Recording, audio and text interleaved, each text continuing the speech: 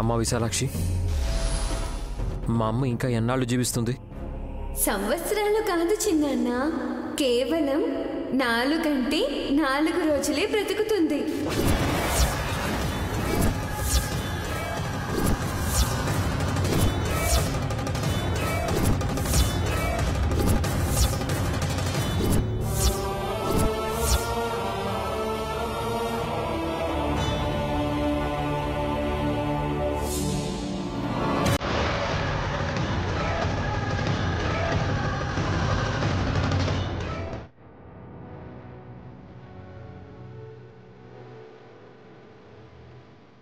నైని,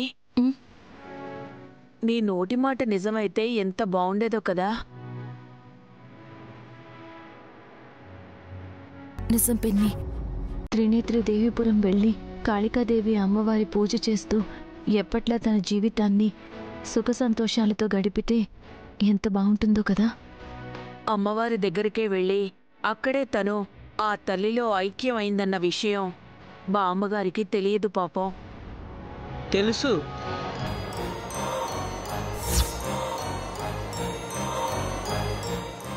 ఏంటమ్మా అలా చూస్తున్నారు? నాకు తెలుసు నా మనవరాలు మా ఊరే వెళ్ళుంటుందని. మనసులో అలాగే అనుకుంటున్నాను. నైని అదే మాట చెప్పగానే సంతోషపడ్డాను కూడా. మీకు తెలుసంటే త్రినేత్రి గురించి రహస్యం తెలిసేమో అనుకున్నాను. పిన్ని, నా మనవరాలకు సంబంధించి ప్రతి విషయం నాకు బాగా తెలుసమ్మా. అయినా ఆ పిల్ల నా దగ్గర ఏ రహస్యమూ దాచదు. మీకు గాని ఏదైనా చెప్పిందా? లేదు. మరింకేదో ఉన్నట్టు ఆ ముక్క నాకు తెలీదు అన్నట్టు చెప్తావేంటమ్మా? చూసావా నైని, మీ పిన్ని నన్ను కంగారు పెట్టి ఆట పట్టిద్దాం అనుకుంది. పర్వాలేదులే, ఈ 2 రోజులు త్రినేత్రి కనిపించకుండా ఎక్కడికి పోయిందోనని నేను కంగారు పడుతున్నానని నువ్వు తమాషా చేసి నన్ను నవ్విద్దాం అనుకున్నావు కదూ. బామ్మగారు, మీరు ఎలా అనుకుంటే అలా. త్రినేత్రి ఊరెళ్ళిందనగానే బామ్మ మొహంలో వెలుగొచ్చింది, చూసావా పిన్ని? ఎందుకు రాదమ్మా? ఇంకో మాట చెప్పనా? అమావాస్య రోజు జాబిలి రాదుగా, కానీ నా మనవరాలు ఇంట్లో నుంచి బయటికొస్తే చాలు చుట్టుపక్కలంతా కాంతి వ్యాపించేది. ఏంటి, నిజమేనా? ఏమనుకున్నావమ్మా నా మనవరాలంటే? ఆషామాషి అనుకున్నావా? అమావాస్య రోజు అడవికి వెళ్ళి కాళికాదేవి అమ్మవారికి అభిషేకం చేసి వస్తే మరుసటి రోజు దాకా కాంతి వలయం ఏర్పడేది. ఊళ్ళో వాళ్ళు నోళ్లు వెళ్ళబెట్టి చూసేవాళ్ళు తెలుసా? అది చూసే అదృష్టం మాకు లేదు బామ్మ.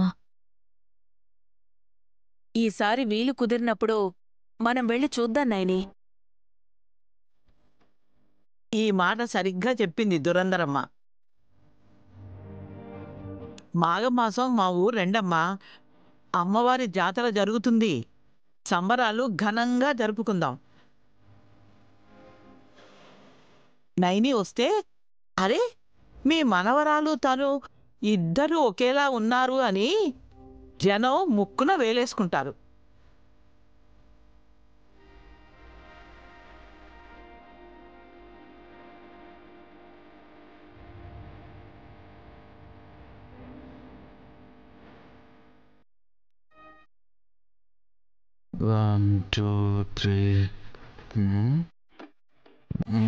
ఏం చేస్తున్నావు నాన్నా? 1 2 3 4. ఏంటి? 1 2 3 4. రే వల్లభా, 1 2 3 4.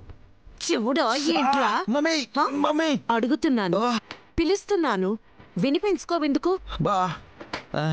అరే మమ్మీ, ఈ 4 రోజుల్లో నీకే గ్రహాలు అనుకూలంగా ఉన్నాయో ఏవి ప్రతికూలంగా ఉన్నాయో అష్టమి ఎప్పుడొస్తుందో కష్టం ఎప్పుడొస్తుందో లెక్కేసి గుణిస్తున్నాను మమ్మీ. నీ బడాయి కాకపోతే నిజంగా నీకు జాతకం చూడటం వచ్చుంటే ఎప్పుడూ బాగుపడేవాడివి కదరా. నేను ఎలా ఉన్నా పర్వాలేదు మమ్మీ, నువ్వైతే ఈ 4 రోజుల తర్వాత అసలుకే లేకుండా పోతావు కదా. రే నోర్ముయ్, చావొస్తుందన్నా సరే నేను తొణకడం లేదు. నువ్వెందుకురా ఏడుస్తున్నావు? నువ్వు పోతే నేనే కదా మమ్మీ బోరు నేర్చేది. ఇప్పుడెందుకు ఏడుస్తున్నావు? ప్రాక్టీస్. నీలాంటి వాణ్ణి కన్నందుకు ఇక ఈ జన్మలో నేనేం చేయలేను గాని నువ్వా ప్రాక్టీస్ ఏదో బాగుపడే విషయాలకి అట్టిపెట్టుకో. మమ్మీ నువ్వు ఇలా మాట్లాడుతుంటే నాకు డౌట్ వస్తుంది తెలుసా? ఏమని? నువ్వు మా మమ్మీవేనా అని. ఎందుకలా అనిపించింది? లేకపోతే ఏంటి, నువ్వెప్పుడైనా నువ్వు బావుండాలి అన్నావే గాని బాగుపడాలి నాన్న అని అన్నావా? ఇదే ఫస్ట్ టైం. పర్వాలేదులే, నీ మంచి కోరే చెప్తున్నాను కదా, అర్థం చేసుకో. బాగా అర్థమవుతుంది. ఆరిపోయే దీపానికి వెలుగెక్కువ అన్నట్టు ఎలాగూ నువ్వు ఈ శుక్రవారం పోతున్నావు కాబట్టే నీ కొడుకుల యోగక్షేమాలు కోరుకుంటున్నావు, అంతే కదా? మమ్మీ కొట్టదు మమ్మీ. నేను ఖచ్చితంగా ఈ 4 రోజుల్లో పోతానని మీ అందరికీ నమ్మకం కుదిరింది. ఎందుకంటే గాయత్రి పాప కూడా ఇక్కడే ఉంది కాబట్టి ఏ క్షణంలో ఏదైనా జరగచ్చు. అయితే నా జాగ్రత్తలో నేనుంటే కనుక 5వ రోజులోకి అడుగు పెట్టడం జరుగుతుంది. అప్పుడు విశాలాక్షి అన్నది అబద్ధమని తేలుతుంది. ఈ గండం గట్టెక్కితే ఇక నీకు తిరుగుండదు మమ్మీ. చూద్దాం. గాయత్రి కూడా ఏ విధంగా నన్ను నామరూపం లేకుండా చేయాలని ప్రయత్నిస్తుందో తన కదలికలు తెలుసుకుంటే ఫలితాన్ని తారుమారు చెయ్యొచ్చు. ఓ అర్థమైంది మమ్మీ.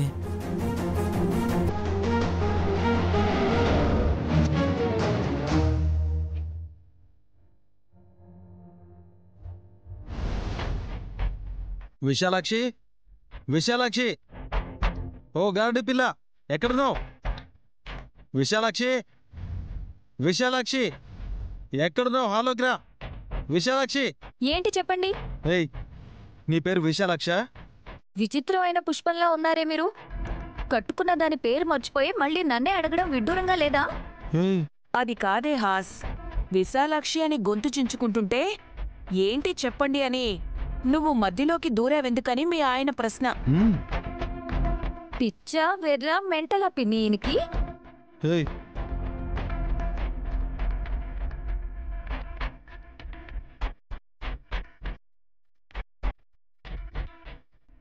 అంతలా అరిస్తే ఎవరైనా సరే వచ్చి ప్రాబ్లం ఏంటి అని అడుగుతారు కానీ ఆ పేరు గల వాళ్లే వచ్చి అడిగేంత వరకు ఊరికే ఎందుకుంటారు? సైలెంట్ వదిన. మీరు అడిగినా సరే బ్రో చెప్పడం లేదు కాబట్టి విశాలాక్షి వచ్చేంత వరకు మాట్లాడకండి. ఏ విశాలాక్షి, బావగారు, విశాలాక్షి పేరుకి ముందు ఏ అని బి అని అక్షరాలు జోడిస్తే అమర్యాదగా ఉంటుంది. పిలిచారు కదా, వస్తుంది. ఏం చేస్తోంది? నా కొడుకు కేకలేస్తే రాదా? తనకు వినపడనప్పుడు ఎవరు పిలిచినా రాలేదు కదమ్మా. చెవుల్లో దూది పెట్టుకుని పడుకుందా ఏంటి? నా కోసమే ఎదురు చూస్తున్నారనుకుంటా.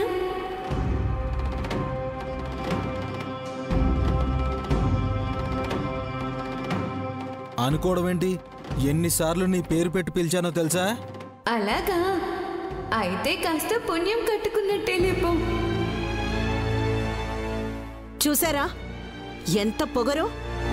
చిన్నపిల్ల తెలియకలా మాట్లాడింది అనుకోండి. అన్నీ తెలిసే మాట్లాడుతున్నానమ్మా. మా మమ్మీ 4 రోజుల్లో టపా కడుతుందని నీకు తెలుసా? అబ్బా, ఈవిడ గారి అంతిమ వీడ్కోలు మన నిద్ర చెడగొట్టేలా ఉందే.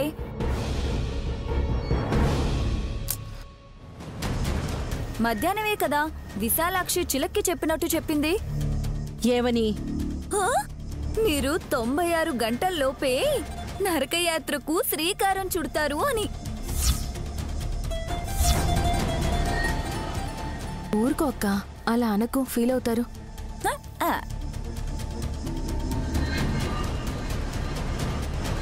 పెద్ద కొడుకు ఫీల్ అయిపోయి కోపడుతున్నారు కానీ చిన్న కొడుకు మాత్రం చోద్యం చూస్తున్నారనుకుంటా.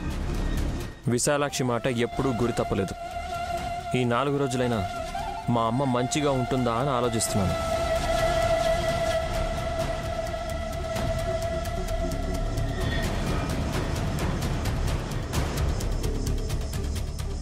మీ అమ్మ అంత చెడ్డదా బాబు? కన్న తల్లని కూడా చూడకుండా అంటున్నావంటే పాపిష్టి పనులేవో చేసుంటుంది.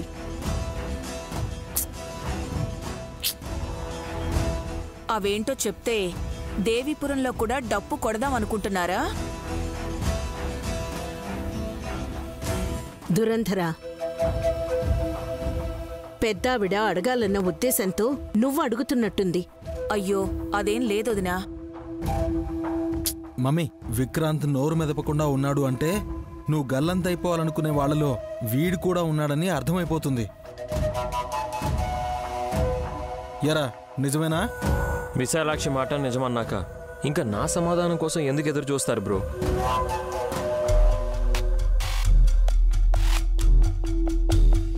అయినా 4 రోజుల్లో పోతారు అనగానే పనులు చక్కబెట్టుకోకుండా అందరి పనులు చెడగొడుతున్నారనిపిస్తుంది. దీన్ని బట్టి చూస్తుంటే నాకు ఆపద రావడం ఖాయమని తెలుస్తోంది. అంతే కదా అత్తయ్య. కానీ ఏ రూపంలో వస్తుందో నువ్వు చెప్పవు, అంతేనా? నయనమ్మే చెప్పాలని ఎందుకు ఒత్తిడి చేస్తారు? అందరికీ తెలిసిందే కదా నీ ప్రాణం తీసేది గాయత్రమ్మ గారే అని.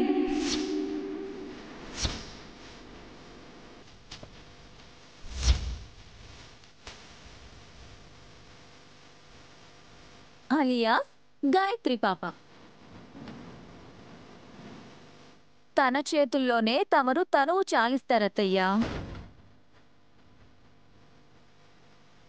అయితే ఈ శుక్రవారంలోపు అత్తయ్య గారి మీద గాయత్రి పాప దాడి చేస్తుంది అని అంటారు.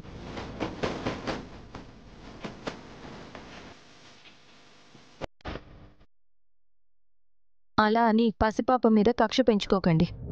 విశాలాక్షి అమ్మవారి లీల ఎలా ఉంటుందో, అత్తయ్య తలరాత ఏ విధంగా రాసిపెట్టుందో ఆ ప్రకారమే జరుగుతుంది. ఈ విషయం మర్చిపోవద్దు ఎవరు.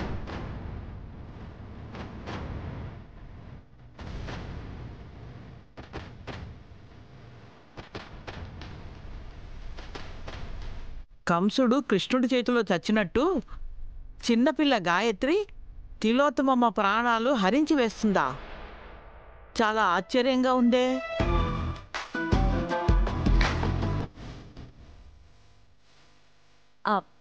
ఇన్ని రోజులు ఉన్నారు, ఇంకొక 4 రోజులుండి ఆ దృశ్య కావ్యం కూడా చూసి వెళ్ళొచ్చు కదా బామ్మ. లేదమ్మా, నా మనవరాలు పట్నం వచ్చిందని మేము ఇక్కడికి వస్తే ఇప్పుడు తను దేవిపురం వెళ్ళింది. మేము అక్కడికే వెళ్తామమ్మా. ముక్కోటి గారు వైకుంఠం గారు వచ్చే వరకు ఉండండి బామ్మగారు. ఎక్కడికి వెళ్ళి చచ్చారో ఏంటో, ఇంకా రానే లేదు చూడు. ఇంట్లో తినడం, సిటీ అంతా తిరగడం, వాళ్ళకి వేరే పనే ఉంది. ఎందుకలా అంటావు? వీళ్ళు చూసుకుని వస్తారు, వాళ్ళెక్కడికి వెళ్తారు? త్రినేత్రక్క ఊరెళ్ళిందని తెలిస్తే 2 రోజులు ఇక్కడికి కూడా రారనుకుంటా.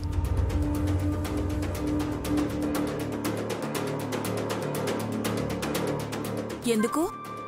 చూడాల్సినవన్నీ చూడకుండా పల్లెటూరికి పోయి ఏం చేస్తామనుకునే రకం.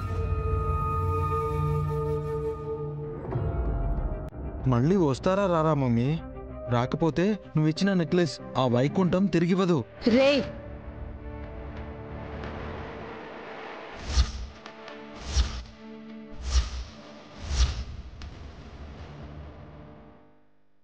నెక్లెస్ ఇచ్చారా మీ అమ్మ?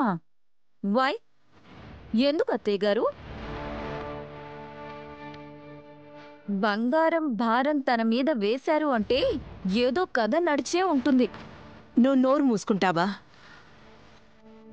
తను వేసుకోవడానికి గొలుసు కూడా లేదంటే నా నెక్లెస్ ఇచ్చాను. తిరిగిస్తుందని అనుకుంటాం కదా.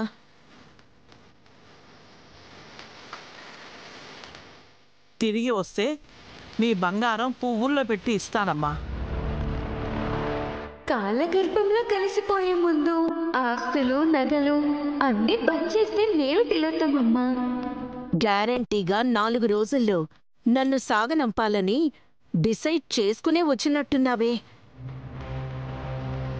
నువ్వే నా ప్రాణం తీసి గాయత్రి పాప మీదకు నెట్టేస్తావా ఏంటి? అత్తయ్య, ఏంటా మాటలు? చెప్పలేను నైని. అసలే నాకు శత్రువులు ఎక్కువ కదా.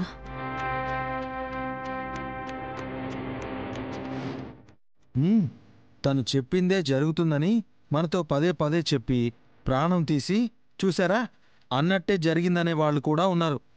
ప్రాణం తీయాలనుకుంటే నాకు రెప్పపాటు పని. కానీ ఎవరు చేయగలరు? వారే ఆ కార్యాన్ని ధర్మబద్ధంగా విధి విధానుసారంగా జరపాలి. మా అత్తయ్య ప్రాణం పోతే తనకి మోక్షం కలుగుతుందా? నీకెందుకంత ఆసక్తి నైని? అమ్మ మంచిగానే అడిగింది. మోక్షం లభిస్తే వాళ్లకు పునర్జన్మ అంటూ ఉండదు. కానీ నీకు ఆ అవకాశం అదృష్టం లేవమ్మా. దురంధరమ్మ మోసే గర్భంలో ప్రాణం పెరుగుతుండొచ్చు, కానీ ఈ 4 రోజుల్లో నీ ప్రాణం పోతే మళ్ళీ తన బిడ్డగానే పునర్జన్మనెత్తుతాం.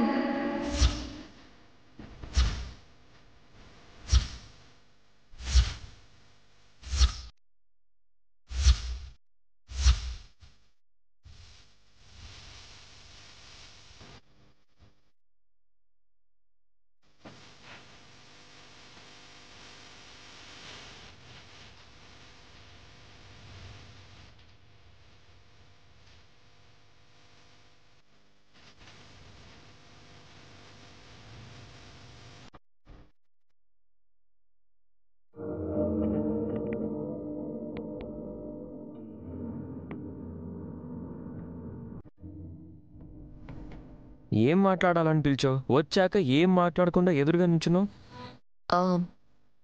మీతో మాట్లాడదామనుకున్నాను, కానీ మీరొచ్చాక ఎలా మాట్లాడాలా అని ఆలోచిస్తున్నాను. తెల్లారేంతవరకు ఆలోచించుకో. నా చాపా దిండు ఇస్తే నేను వెళ్ళి గార్డెన్లో పడుకుంటాను. చలి పెట్టదా? ఇప్పటి వరకు నా టైం వేస్ట్ చేసావు కదా, ఒళ్ళు మండుతోంది. బయట ఎంత చలి ఉంటే అంత బాగుంటుంది నాకు. ఒక్క మాట చెప్పు. ఇప్పటి వరకు నేను మిమ్మల్ని ఎలా చూశాను? నువ్వెలా చూసావో నాకు తెలియదు, కానీ నిన్నైతే ఒక వెర్రి దానిలో చూశాను నేను.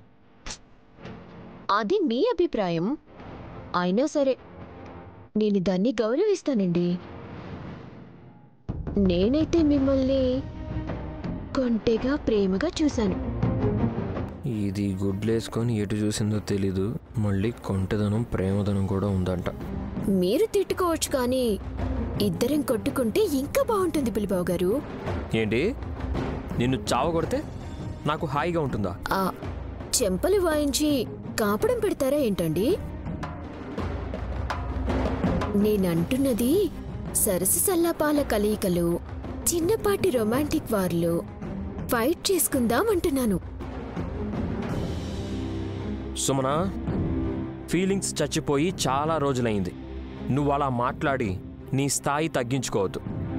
అదేంటి పులిబాబు గారు, మీ అమ్మ చచ్చిపోతే దురంధర పిండి కడుపులో పుడుతుంది అంటున్నారు. అదేదో నా కడుపులో పుడితే మీరు కూడా తల్లి రుణం తీర్చుకున్న వాళ్ళు అవుతారు కదా. అందుకేనా నువ్వు రొమాన్స్ చేద్దామంటున్నావు? అంతే కదండి. తపస్సు చేసినా సరే క్యాలెండర్లో నెలలు మారుతాయి తప్పితే నువ్వు నెల తప్పడం అనేది జరగదు. అరే ఎందుకంటే నీకు ఆ అదృష్టం లేదు. ఉంది పులిబావు గారు. కసి గర్భాశయాన్ని కొన్నాను, అది ఇంకా నా కడుపులోనే ఉంది. ఇప్పుడు మళ్ళీ కోట్లు ఖర్చు చేయనక్కర్లేదు. మీరు నేను కలిసి కాపురం చేసుకుంటే చాలు. నా పేరు సుమనకి బదులు సంతాన లక్ష్మిగా పెట్టుకోవచ్చు.